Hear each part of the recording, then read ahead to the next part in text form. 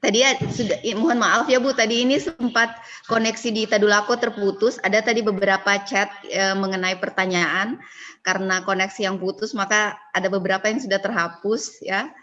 Jadi di sini pertanyaan tadi kita masuk di sesi pertanyaan ya Bu ya, boleh?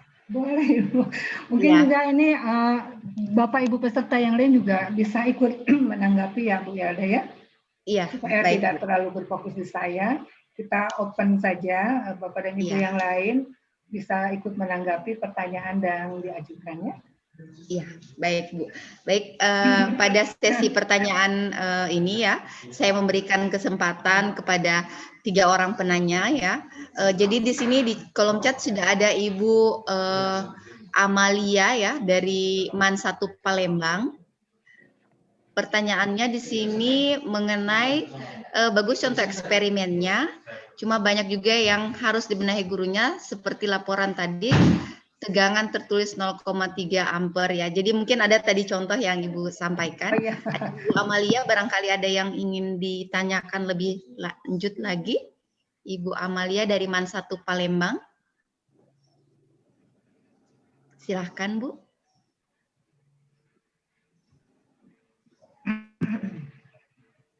Ya. Tadi juga sebelum Ibu Amalia ya sempat di chat ada pertanyaan dari Bapak Dr. Haji Amiruddin Hatibe. Ya, mohon maaf karena belum sempat ini masuk di sesi pertanyaan, tetapi karena jaringan Pak jadi terputus. Silahkan Ibu Amalia, bagaimana Ibu Amalia? Ada yang ingin disampaikan kepada Ibu Dr. Ade? Kita berbagi aja ya Bu, semuanya Bapak Ibu. Nanti kalau Bapak dan Ibu bisa melengkapi, kita berbagi ya, kita berbagi. Karena begitu banyaknya perkembangan saat ini, tentu kita harus sharing pengalaman, sharing apa yang sudah ditemukan. Gitu. Banyak hal juga yang belum saya explore, belum saya ketahui gitu ya, karena terkendala banyak hal. Mangga Bapak dan Ibu, kita berbagi, alhamdulillah nanti saya juga akan mendapatkan banyak hal dari Bapak dan Ibu. Saya persilakan, tidak harus selalu pertanyaan ya Bu ya, mungkin juga mau memberikan satu contoh. Komentar juga boleh. Ya, supaya kita yang hadir di sini juga bisa menjadikan satu bahan pertimbangan alternatif dari pengalaman Bapak Ibu gitu ya. Karena kita perlu berbagi, ini kolaborasi itu memang saat ini sangat diperlukan sekali. Ibu Fadilah dari Universitas Sulawesi Barat ya, silahkan. Tadi ada raise hand. Silahkan Bu Fadilah, barangkali ada yang ingin di-share. Assalamualaikum Bu Fadilah. Pada kesempatan ini, silahkan.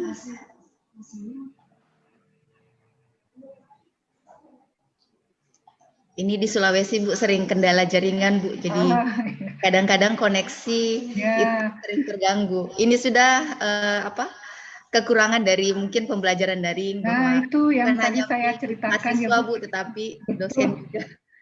Nah itu makanya tadi sudah saya sampaikan ya Bu Elda.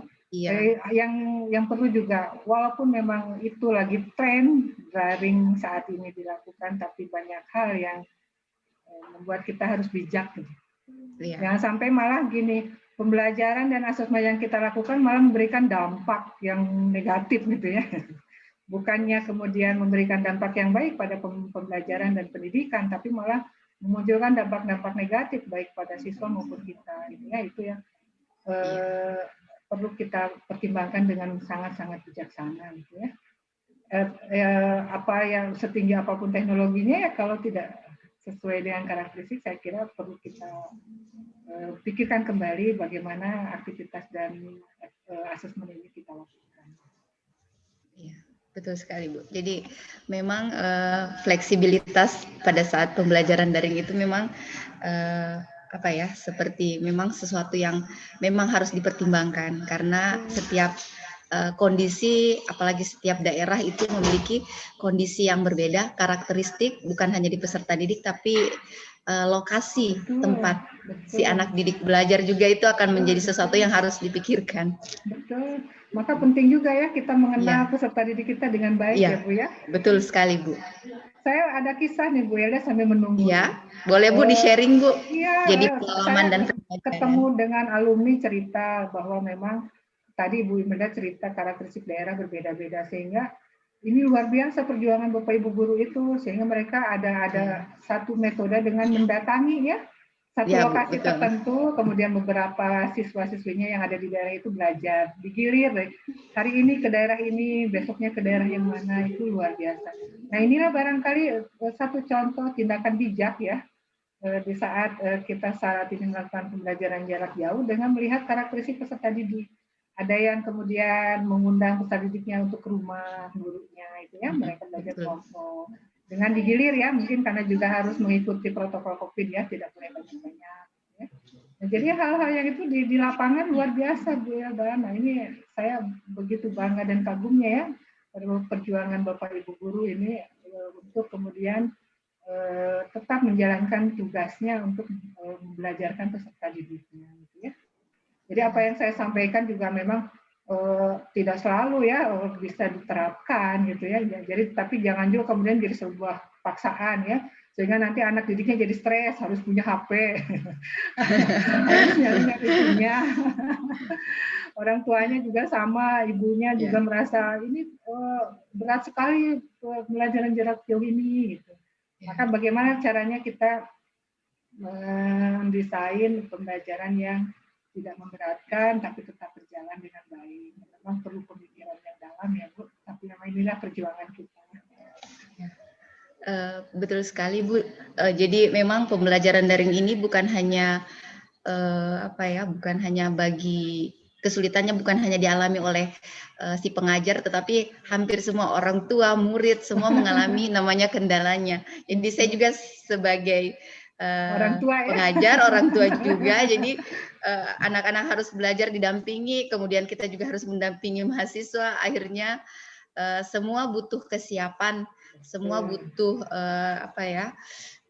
benar-benar butuh pengetahuan baru Bu, karena Indonesia mungkin kalau di negara lain mungkin mereka sudah terbiasa, tetapi mungkin di negara kita ini adalah sesuatu yang sebenarnya bukan baru, tetapi bagi sebagian daerah itu adalah hal baru yang pembelajaran daring. Karena kita melihat ada hampir beberapa daerah yang memang jaringan internet juga belum tersentuh barangkali Bu, akhirnya dipaksakan untuk belajar daring. Itu menjadi sesuatu yang tantangan bagi dunia pendidikan saat ini di Indonesia khususnya. Pemerataan seperti itu Bu ya, menjadi tantangan bagi kita pendidik Bu ya. Betul Bu, ya memang itu Bu kendala-kendala yang dihadapi. Tadi sepertinya sudah ada yang men-chat satu pertanyaan Bu. Ya, gimana Bu, caranya solusi penilaian jika memang terkendala fasilitas? Iya Bu, silakan Bu. Ya. Mungkin Bapak dan Ibu nih yang bisa berbagi, yang pernah dalam kondisi seperti ini ya, bisa juga memberikan pengalamannya. Bapak Ibu saya mengundang nih Bapak dan Ibu, barangkali ada yang punya kiat ya atau pengalaman untuk melakukan pembelajaran di saat harus jarak jauh, tapi kemudian fasilitasnya tidak ada. Ya. Saya juga sebetulnya Bu Elda tidak memiliki pengalaman ya, karena memang saya sendiri mohon maaf ada di kota besar gitu ya, di kota Bandung, dan mahasiswa juga umumnya karena saya pembelajarannya di pembelajaran dewasa, mahasiswa tidak terlalu banyak terkendala, walaupun tetap ada sih ya kendala-kendala mah gitu ya. Nah tadi Bapak dan Ibu, ini hanya saya mendengar dari cerita kawan-kawan. Bagaimana caranya supaya kemudian proses pembelajaran ini berjalan tapi fasilitas tidak ada. Caranya yang tadi ya Bapak dan Ibu, ada Bapak Ibu guru yang mendatangi rumah-rumah kayak home visit gitu Bu Elda, home visit ke peserta didiknya.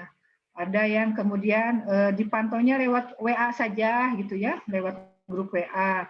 Tiap hari disapa lewat grup WA-nya, menyampaikan apa yang harus dilakukan. Ini nggak punya HP lagi ya, maaf bukan internet ya, nggak punya HP. Kalau nggak punya HP, barangkali ya solusinya seperti itu, memberikan satu solusi dengan cara mendatangi rumah ke rumah, kemudian membekalkan tugas, misalkan untuk satu kurun waktu yang panjang, misalkan untuk kan Bapak dan Ibu juga tidak mungkin setiap hari keliling ya di tempat yang sama, misalkan sudah menyusun pembelajaran untuk 1 bulan ke depan nih yang harus dikerjakan oleh peserta didik itu ini dan seterusnya. Kalau kemudian sudah selesai mengerjakannya, itu bisa kumpulan tugas-tugas yang sudah disusun oleh Bapak Ibu yang diminta dikerjakan peserta didiknya itu dikumpulkan ke sekolah. Misalkan disimpan di ruangan tertentu, silakan Bapak dan Ibu kirimkan gitu ya.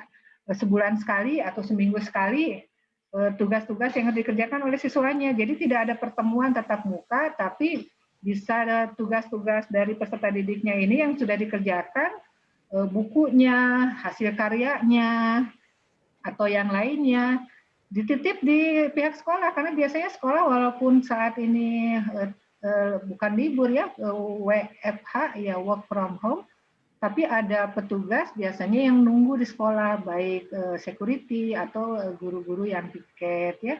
Jadi bisa mungkin itu adalah salah satu solusi yang bisa dilakukan ketika peserta didik tidak punya HP.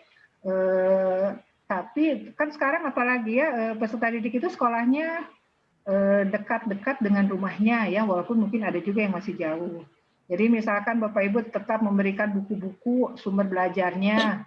Silahkan ini Bapak dan Ibu ada buku-buku BOS yang bisa dipakai oleh peserta didik untuk dipakai di rumah, nanti kerjakan setiap tema-temanya kalau SD gitu ya, atau SMP setiap bab-babnya gitu ya.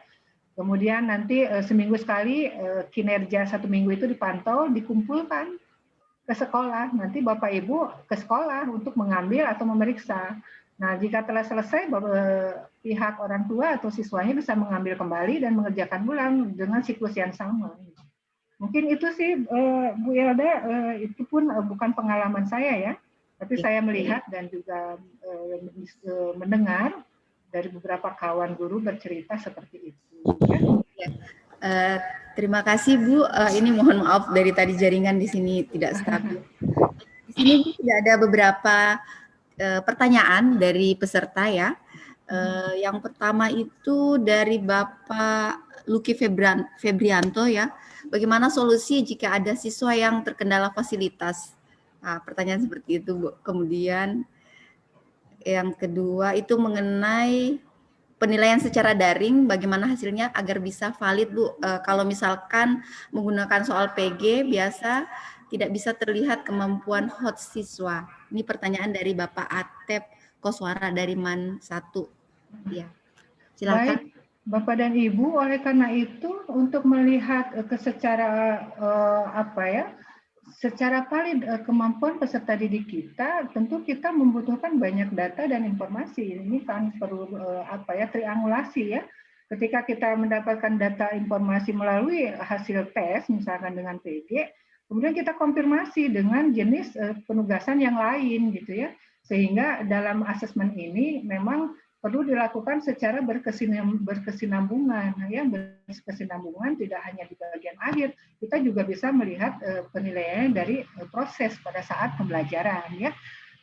Jadi dalam hal ini akan terkonfirmasi kelemahan dari soal tes PG yang kita berikan, tentu tidak bisa mengukur kemampuan-kemampuan lain, misalkan hanya sisi kognitif saja dari soal PG. Bagaimana supaya kita bisa melihat sisi-sisi atau kemampuan-kemampuan yang lain dari peserta didik adalah dengan menggunakan bervariasinya metode asesmen yang dipilih oleh Bapak dan Ibu. Tadi sudah saya banyak contohkan.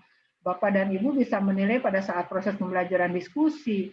Bapak Ibu bisa memberikan pada saat diskusi itu kelihatan siswa yang memberikan respon kognitif yang baik yang mana. Siapa siswa yang masih bingung dan seterusnya, itu kan selain juga satu bentuk diagnostik bagi Bapak dan Ibu, siapa siswa yang perlu masih bantuan untuk peningkatan pembelajaran selanjutnya, atau juga bisa sebagai data, sebagai asesmen dari Bapak Ibu, oh ini kelihatan anaknya sudah mencapai tahapan pembelajaran yang cukup sehingga kita akan lanjut ke bab selanjutnya. Jadi dalam hal ini tentu keragaman instrumen yang digunakan untuk melakukan asesmen, baik asesmen pada saat ongoing learning atau ongoing assessment pada saat pembelajaran berlangsung, dan baik di awal atau di akhir itu gunakanlah dengan beragam sesuai dengan keterampilan apa yang ingin dilihat. Kalau hot misalkan, ya hot mungkin akan lebih enak dilihat kalau uraian ya, walaupun PG juga bisa. Nanti tinggal Bapak dan Ibu menggunakan PG beralasan gitu ya, dan seterusnya. Ini juga mohon izin ada pertanyaan Ibu Tri. Waalaikumsalam warahmatullahi wabarakatuh. Ini adakah solusi jika seorang dosen melakukan asesmen sementara turunan rumus dan operasi? Tadi sudah saya ini kan Bu, sudah saya praktekkan bagaimana Ibu bisa memantau ujian itu lewat whiteboard Bu, whiteboard P yang tadi saya sampaikan. Jadi Bapak Ibu push satu soal, nanti anak-anak ngerjain Bu, ngerjakan, dan pengerjaannya itu terlihat oleh Ibu. Pengerjaan itu terlihat oleh Ibu. Ibaratnya mereka menuliskan esai gitu Bu. Nah, bagaimana supaya mereka tidak nyontek Ibu? Maka Ibu harus typing waktunya ya. Mungkin Ibu Tri kan bisa menduga ya, ketika soal ini saya berikan ke peserta didik, ini bisa selesai dalam waktu 5 menit gitu. Sehingga mereka tidak ada waktu lagi untuk mencari di buku, menggoogling di internet. Jadi jangan sampai gini, aduh nggak ada waktu, boro-boro nanya gitu. Ini aja udah pakupis gitu. Maaf bahasa Sunda ya.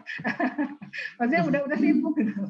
Udah sibuk, saya harus menurunkan gitu ya Bu.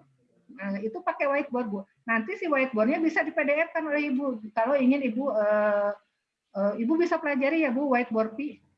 Kalau online ya. Jadi semua peserta didik kita undang dengan memberikan kode roomnya, dan mereka akan gabung. Nanti si whiteboard itu akan ada kotak-kotak, ada namanya. Tergantung yang submit. Misalkan Ana, Ahmad, Ari. Nah, Ibu tahu ini pekerjaan punya Ana, ini pekerjaan punya Ahmad gitu. Nanti hasil itu Ibu bisa convert ke PDF. Jadi Ibu simpan. Oh, ini jawaban peserta didik gitu ya. Apalagi kan fisika kita banyak hitungan-hitungan ya Bu ya. Nah, untuk whiteboard yang offline itu desktop ya Bu, ada namanya Microsoft Whiteboard. Itu bisa terintegrasi di dalam laptop kita. Kalau saya ngajar Bu, memang saya juga anak-anak seringnya mintanya video. Sehingga saya kalau ngajar tidak perlu saya punya studio yang belakangnya harus pakai pakai board ya Bu. Nah, saya nulis pakai ini Bu, pakai stylus. Memang pakai stylus, ini pulpen. Yang kemudian pulpen ini saya bisa tulis dan hasilnya ada di layar. Ini seperti stylus pada HP sih Bu. Tapi memang saya pakai ini ya Bu. Ada ini tuh. Jadi nanti saya nulis di sini. Ini adalah bantalannya. Nanti di whiteboard itu saya ngajar sambil direkam screen-nya. Perekamnya itu bisa pakai misalkan do screen recording, atau kalau kita ingin ada mukanya muncul ya Bu ya, di sudut kiri kanan di bawah, misalkan sambil ngajar kita ingin eksis supaya anak-anak juga melihat kita menjelaskan, bisa pakai Bandicam ya Bu, jadi layar direkam tapi muka kita juga muncul gitu ya. Sambil kita nulis Bu, sama aja seperti kita ngajar tatap muka tradisional, kita menulis semua persamaan, menurunkan, menjelaskan. Tapi direkam, direcord. Nah, itu bisa dengan menggunakan Microsoft Whiteboard. Itu ada di laptop kita, bisa diinstal oleh Ibu. Sebetulnya Bu, Microsoft Whiteboard juga bisa mengundang Bu, mengundang gitu ya. Tapi tetap saja harus akses internet ya. Kalau saya kan, saya lebih mudahnya gini, saya pakai whiteboard yang di Microsoft untuk saya ngajar gitu. Saya berikan video aja ya anak-anak gini, Bu video aja, kalau video bisa diulang-ulang, jadi asinkron saya pakai. Mereka fleksibel, bisa mengulang kembali materinya kapan saja gitu ya. Nah, tapi setelah asinkron 2 kali pertemuan ketiganya minta sinkron, Bu pakai Google Meet ya, aku ada yang mau ditanyain, oke kita ketemu pakai Google Meet, nah itu blendednya gitu Bu. Mereka minta konfirmasi, Ibu ini teh dari mana sih? Oh itu persamaan gamma misalkan ya. Nah, kebetulan persamaan gamanya anak-anak lupa, maka saya jelaskan pada saat sinkron mengenai persamaan gamma. Ini ya hasilnya kenapa ini akar pi, ini kita gunakan persamaan gamma. Nah integral bla bla bla ini adalah persamaan gamma dan seterusnya. Itu konfirmasi lewat. Jadi saya kalau pertemuan tatap muka sinkron lebih banyak untuk konfirmasi dibanding menjelaskan. Kalau menjelaskan anak-anak memintanya lebih enaknya di video katanya. Videonya kalau saya share simpan di Google Drive, satu folder mata kuliah kalkulus, fisika dasar, fisika statistik saya folderkan, Saya tulis video pertemuan ke-1, kedua, ketiga, anak-anak kemudian bisa akses kapan aja, mereka bisa mengakses berulang-ulang. Gitu. Nah itu Ibu kurang lebih, ini hanya dari pengalaman saya saja, Ibu. Barangkali nanti Ibu juga menemukan ya Bu ya. Ya, terima kasih. Ya, sama-sama Ibu. Mohon maaf ya Bu, bisa ada yang bertanya. Ingin bertanya. Oh, boleh. Iya Bapak. Silahkan Pak. Pak Stefanus. Dari Pak Stefanus, Ya, Ibu Yeti. selamat siang Pak Stefanus. Saya dari Kalimantan, Ibu. Oh iya, baik Bapak. Kalimantan. Jadi Bu Yeti, tadi kan ada diskusi. Saya apresiasi apa yang disampaikan Bu Yeti. Ya. Ini kan kalau konteksnya daring Ibu ya. Nah, betul. Nah, kalau di tempat saya itu Bu, ya di sana ada yang terluar, tertinggal, ya, termiskin, betul, semua macam-macam lah di situ Ibu. Ya. Kita kan tanggung jawab kita Ibu kan proses pembelajaran itu kan harus dilaksanakan. Betul. Udah pasti Bu. Betul. Nah, sekarang dengan kondisi COVID ini, rata-rata mereka ada jalur yang merah, ada orange. Rata-rata mereka itu kan kembali ke tempat orang tuanya. Betul. Jadi yang jadi kendala Bu, yang pengamatan kebetulan saya sekarang ini buat penguatan kepala sekolah, mereka berbagi permasalahan. Betul. Ternyata mereka itu tadi menjawab masalah Ibu tadi. Ternyata untuk proses pembelajaran itu masyarakat juga dilibatkan Bu. Artinya apa? Ya, artinya apa? Begini Bu, dengan melibatkan masyarakat, biasanya kan seorang guru udah membuat perencanaan yang apa yang dilakukan, misalnya ada rencana pembelajaran 1 semester. Betul. Nah, mereka sudah merancang. Nah, kemudian bagaimana kalau misalnya akses itu tidak bisa dilaksanakan? Nah, dengan bantuan masyarakat, walaupun dia jauh, tugas-tugas itu bisa disampaikan siapa kira-kira dari satu desa ini yang berangkat ke satu tempat, nanti mereka titipkan, atau juga demikian juga sebaliknya. Setelah mereka kumpulkan, diserahkan ke sekolah, kemudian nanti gurunya yang melakukan atau memeriksa apa tugas tersebut. Demikian juga nanti untuk pembelajaran berikutnya, karena si guru sudah merancang apa yang dilaksanakan selama 1 semester.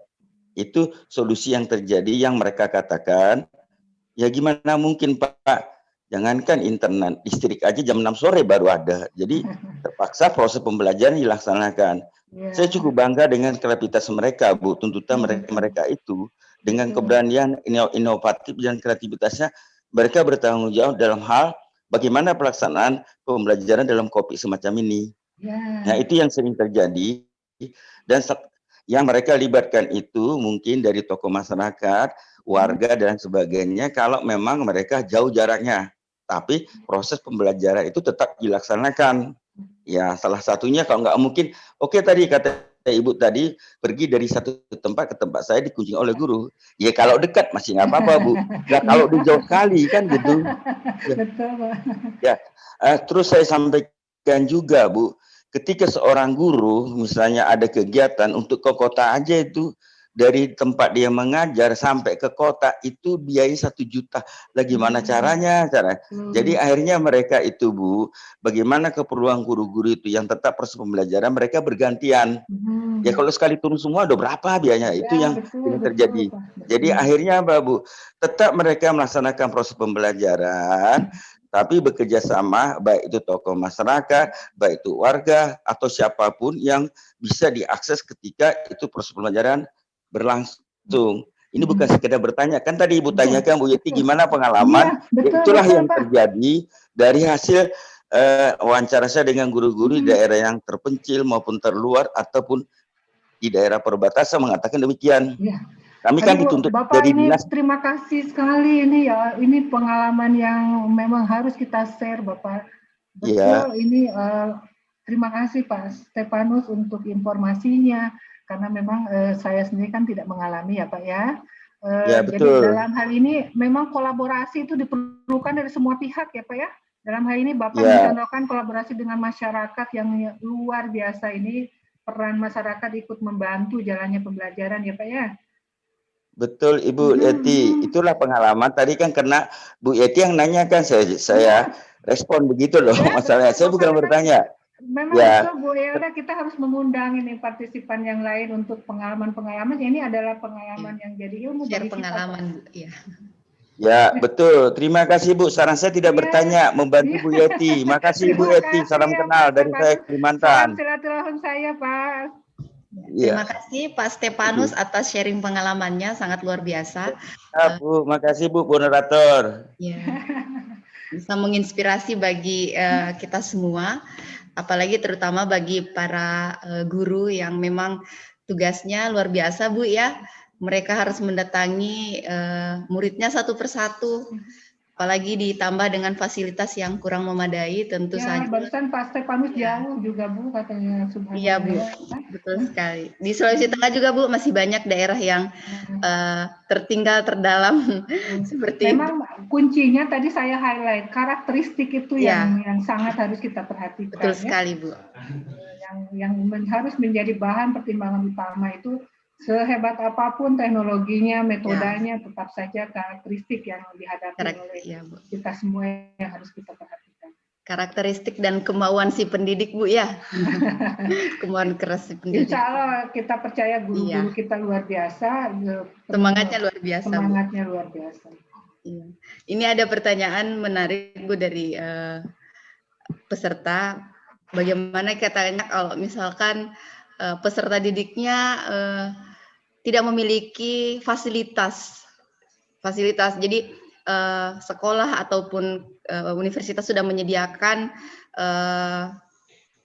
software pembelajaran online, tetapi fasilitas muridnya atau mahasiswanya itu tidak ada untuk mengakses sumber belajarnya tersebut. Bagaimana kira-kira mungkin ada share pengalaman dari Ibu atau informasi terbaru bagaimana menyiasati misalkan ada mahasiswa atau peserta didik yang seperti itu memang minim sekali terhadap fasilitas pembelajarannya. Baik Ibu, terima kasih ini untuk pertanyaannya. Memang kan sangat tidak menutup kemungkinan ya kondisi-kondisi itu terjadi.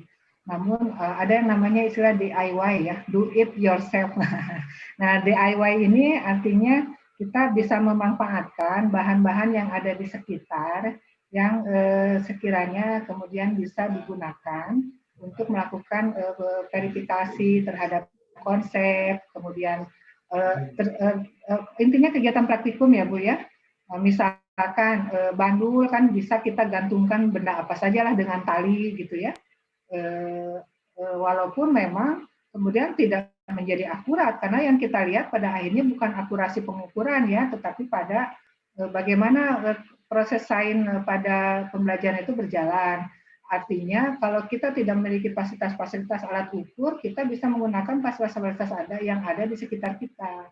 Misalkan ya tadi bandul, kemudian benda jatuh, kira-kira apa? Akhirnya datanya kualitatif bisa jadi ya Bu ya. Misalkan ketika ganti dengan benda di sekitarmu yang kasar ya, apa saja yang ada di sekitar siswa gitu, dan gelindingkan apa yang terjadi gitu kan. Nah kalau alat ukur waktu saya kira rata-rata punya ya Bu Yelda ya. Jadi paling tidak parameter waktu bisa kita ukur oleh peserta didiknya, walaupun tidak akurat ya, karena mungkin tidak semua juga alat ukurnya ada yang mengukur sampai detik ya, seperti stopwatch gitu ya. Nah mungkin solusinya ya seperti itu, sumber-sumber inspirasinya saya kira yang pembelajaran dengan memanfaatkan bahan di sekitar juga ada gitu ya. Misalkan fenomena-fenomena sehari-hari saja yang kemudian memang berinteraksi dengan peserta didik. Kalor misalkan, apa kira-kira yang ada di sekitar peserta didik yang bisa mereka amati gitu ya. Kemudian misalkan gerak, apa kira-kira fenomena gerak yang bisa mereka laporkan gitu ya, walaupun hasil pengamatannya ya hanya berupa kualitatif. Tapi kan dari situ kita ingin mengajarkan satu proses pengamatan, satu proses penyimpulan, satu proses menuliskan gitu ya, yang bisa kita latihkan, bisa berkomunikasi secara tulisan, mereka tulis laporannya gitu ya.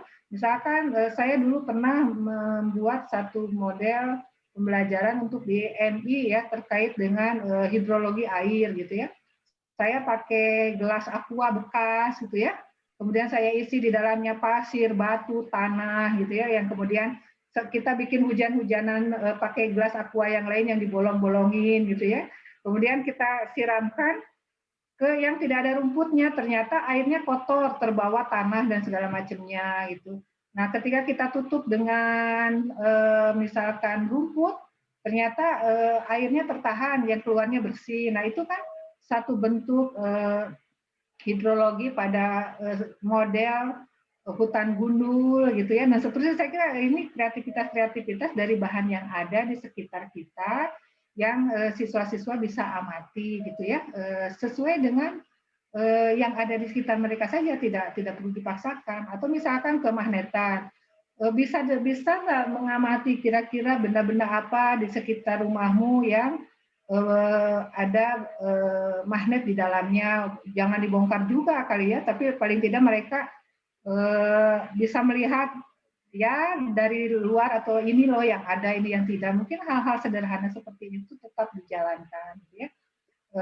Kalau memang smartphone pun kemudian tidak dimiliki oleh peserta didiknya, bisa menggunakan ya hal-hal sederhana seperti yang tadi Bu Yalda menurut saya ya, karena ya alternatif lainnya ya selain apa yang mereka ada di sekitarnya dan fenomena apa yang bisa mereka amati gitu ya. Kalau di sisi pantai lihat gelombang, mungkin ya hal-hal seperti itulah yang dekat dengan mereka. Yang sifatnya kontekstual mungkin ya Bu Yalda ya. Bu Yeti bisa nambahkan Bu Yeti? Oh boleh Pak Stefanus, terima kasih sekali nih. Bapak Ibu yang lain boleh nih kita undang semua. Mangga Pak Stefanus. Bu Yeti. Ya. Ini kan tanggung jawab saya juga dari perguruan tinggi Tanjung Pura, Bu. Kebetulan ya. saya itu penguatan kepala sekolah. Ya, jadi kan tanggung jawab kita bersama. Betul. Itu kan tadi timbul pertanyaan, gimana kalau semuanya terbatas, semua apa-apa tidak ada. Kan itu yang kendala, Bu. Apalagi yang saya katakan tadi, jangankan internet, listrik aja juga setengah mati itu baru ada. Nah, memang saya katakan tadi, Bu, kata kuncinya, saya bilang sama orang dinas itu tidak bisa juga diam saja, harus ada di situ kepedulian. Oleh karena itu saya katakan sama mereka, coba seluruh perangkat pembelajaran, karena kebetulan ini bagaimana proses peningkatan, proses pembelajaran di kelas. Nah, dinas kan sudah sering mengetahui bahwa sekolah diberi dana BOS. Kenapa itu tidak dimanfaatkan untuk pengadaan? Misalnya, kalau misalnya sekolah minimal ada genset, ada PowerPoint, ada laptop, ada LCD, mereka diberikan ke sana. Nah, bagaimana nanti proses pembelajarannya? Kan kita banyak media-media pembelajaran dikasih saja ke guru-guru. Andai kata misalnya ada terbaru, siapa yang datang ke daerah tersebut, kenapa nggak dititipkan itu? Nanti sampai di sekolah, suruh mereka melihat. Kalau memang itu misalnya seperti yang Bu Yeti katakan tadi, kan ada asesmen percobaan secara apa itu kan dibuat di laptop, nonton di LCD, dipaparkan ke siswa, mereka bisa memahami kan gitu. Terus bagaimana penugasannya? Coba model semacam ini kita manfaatkan dengan lingkungan kita yang ada di tempat kita belajar, dan mereka termotivasi. Memang salah satu kuncinya, Bu, harus ada kreativitas dan kemauan dari perangkat ada yang di sekolah, baik itu kepala sekolah, baik itu guru, dan ada yang pokoknya lah yang mendukung sekolah, sehingga itu bisa tercipta. Jadi tolong dimanfaatkan dana BOS itu untuk proses pembelajaran, karena juga tanggung jawab dari beberapa kita yang ada di pendidikan ini. Sampai saya sarankan semacam itu. Tapi mereka antusias, Bu. Mudah-mudahan dengan penguatan kepala sekolah ini yang mereka di daerah-daerah terpencil, mereka kan dituntut apa action, apa tidak lanjut ketika ini sudah dilaksanakan. Itu salah satu. Tapi mereka kemarin antusias, oke, Pak, akan kami laksanakan ke depannya, mudah-mudahan ada. Karena apa, Bu? Mereka selalu ketakutan kepala sekolah, kalau salah menggunakan dana BOS, mereka itu ketakutan sendiri. Tapi kalau bisa itu kita tanggung jawabkan, itu nggak jadi masalah. Itu loh yang dapat ditangkap dari kegiatan-kegiatan ini. Mudah-mudahan dengan ada ini, kita juga bertanggung jawab bagaimana pendidikan itu depan semakin maju. Ini saran aja Bu Yeti, nambahkan. Makasih Bu Yeti. Ya, terima kasih Pak Stefanus. Ini kebijakan ya, luar biasa Pak Stefanus. Alhamdulillah, terima kasih. Terima kasih Bu. Ya, sama-sama. Menarik sekali ya. Jadi kuncinya menurut tadi apa yang disampaikan oleh Pak Stefanus adalah kreativitas, kolaborasi semua pihak, Bu ya, dan kemauan dari kita semua sebagai pendidik untuk melakukan yang terbaik, memberikan yang terbaik kepada mahasiswa kita. Seperti itu. Barangkali masih ada dari Bapak atau Ibu peserta yang ingin memberikan pertanyaan, saran, ataupun sharing-sharing pengalaman. Masih ada kesempatan. Sudah dijawab semua yang chat ini? Sudah. Sudah ya.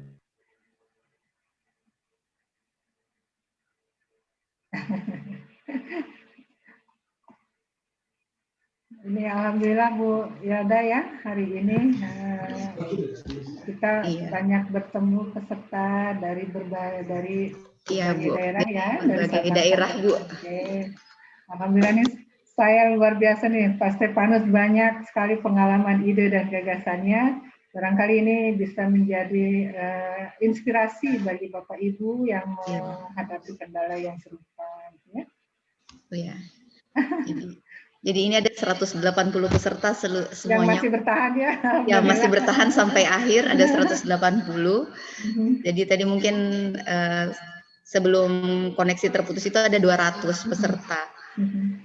Jadi ini luar biasa. Terima kasih ya Bapak Ibu atas atensinya untuk bergabung sampai siang hari ini.